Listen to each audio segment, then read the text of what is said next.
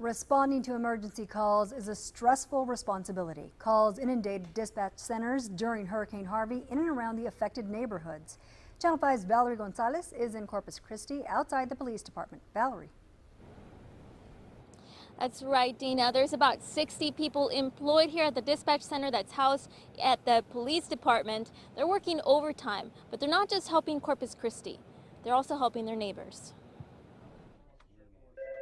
Short nights and long days, all the while phones ringing, calls coming in to report what the hurricane left behind. The majority of the calls were for damage to electrical lines, power poles, trees down, roadways being blocked, no electricity. We did experience some calls for property damage.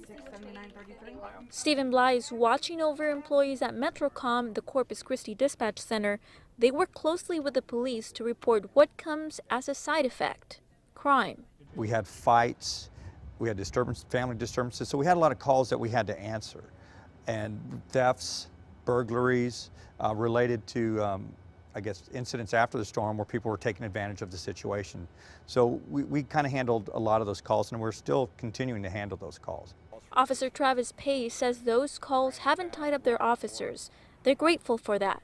It helps, especially when dispatchers are receiving calls seeping in from beyond their city's borders. Once the storm hit, a lot of agencies lost their phone communications, they lost their radio communications, so we started receiving calls that, I guess, originated or belong into the Port Aransas, Rockport, Aransas County, San Patricio County area.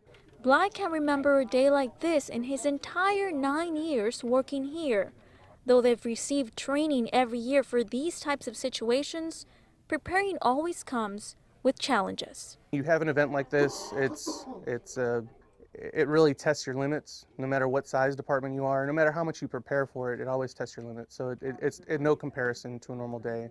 Though Harvey may be gone, the calls continue. No fatalities are being reported in this region. On Friday, they did receive a call of a man who broke into a couple's home. He was shot in the head. He's still hospitalized. An investigation is now in the process. Reporting live from Corpus Christi, I'm Valerie Gonzalez. Back to you.